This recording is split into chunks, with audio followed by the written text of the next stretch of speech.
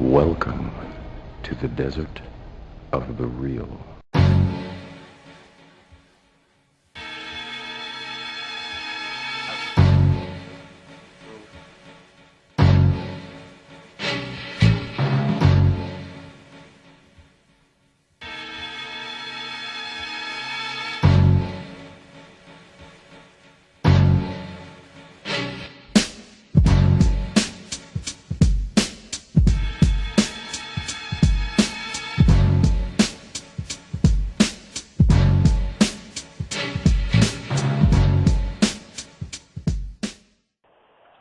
You know, like you said, we gotta be 100. In fact, we gotta be 1,000 with it. And you know, we see people like Bill Cosby, who he kicks this rhetoric and game. It seems that people might think that he's down for us, but really he's not. For him to you know, the speech that he did, that some people, I agree with what Bill Cosby said. He did it in a forum filled with white people, which he aired out dirty laundry. That's a no-no. And also, I've seen Bill Cosby. If I don't see you in the streets, in the forums where I'm at, more than likely you're not down. Let me ask you something in regards to that. Did he really air our dirty laundry?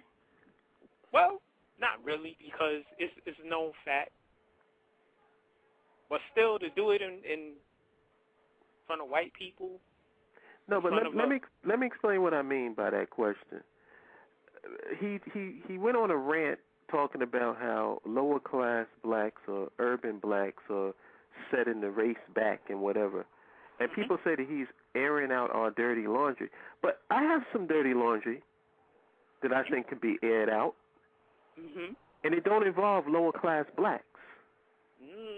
Did he air that dirty laundry? No. Oh, conveniently, the dirty laundry that involves his people, his talented 10th, his black elite, he conveniently left out of the conversation. Of course. So my thing is, he never aired no dirty laundry. If you really want to air some dirty laundry, let's get deep into the shit. Oh, you know. He would never do that because, therefore, he can't do that as a talented 10th. Oh, really? You mean he can't talk about Coca-Cola? No. Can't talk about Philadelphia and how him and Jesse Jackson and Dr. J, all of them protested against Coca-Cola until Coca-Cola cut them in on the action, and then all of a sudden the protest was over? No, because they already threatened him by killing his son and killing Dr. J's son. Conveniently, their sons died of mysterious deaths. I want to know how selling out the Coca-Cola is pulling yourself up by the bootstraps. Can somebody help me with that? If anybody could call in and show me how that's pulling yourself up by your bootstraps, I would love to hear it. It is, because these niggas is so quick to tell somebody how they supposed to work hard to get this and get that. How much hard work do these motherfuckers do? It is, because he got a big check for that. And, you know, it was convenient for Jesse Jackson when he was running for the presidency back in, was that 84? Was it 84? Can I break it down? Break it down, bro. I'm going to break down the art of the shakedown. There was a book that was actually written on it, but I knew about this before the book was written. So let me just break it down in layman's terms. This is what a shakedown is, and Jesse Jackson and his crew have specialized in this. He's the king, the grand master. I think he has the Kung Fu finger book of shakedowns. And this is how it goes.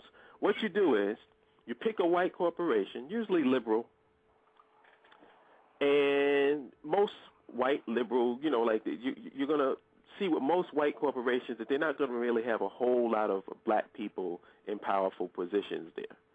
So what you do is you go to them and you protest first. You protest them, and then you protest about, oh, you're not hiring blacks, and da-da-da-da-da-da-da-da-da-da-da.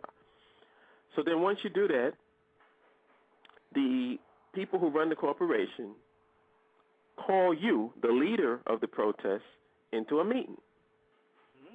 And in this meeting, they ask you, what do you want?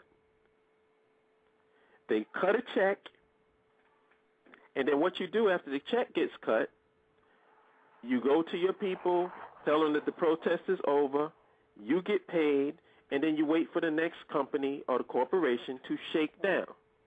The people don't know what you're doing. The people just assuming, and then you get some window dressing. They may hire somebody who's black and blah, blah, blah, blah, blah, just, so they can say some progress was made and your protest was effective and whatever. But the reality is the whole reason why you raised the issue was so that you can be the liaison and get paid. It's the shakedown.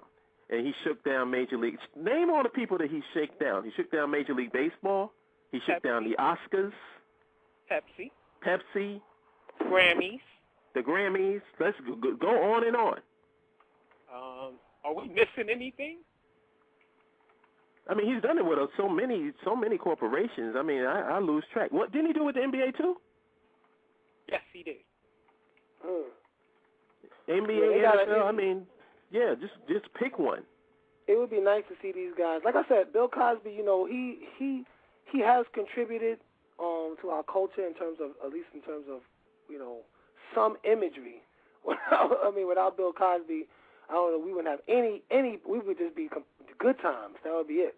But at the same time, I would love to see these brothers articulate the racism. I don't see them. I don't have a problem if you got a critique as an older black man putting in your work or putting in time. I don't have a problem with you critiquing issues that black people need to work on per se. But I have a problem with you doing that at the omission of talking about this white supremacy, right? And this racial construct. Build on that. Like you said, are you gonna blame Frankenstein, the monster, right, or Dr. Frankenstein?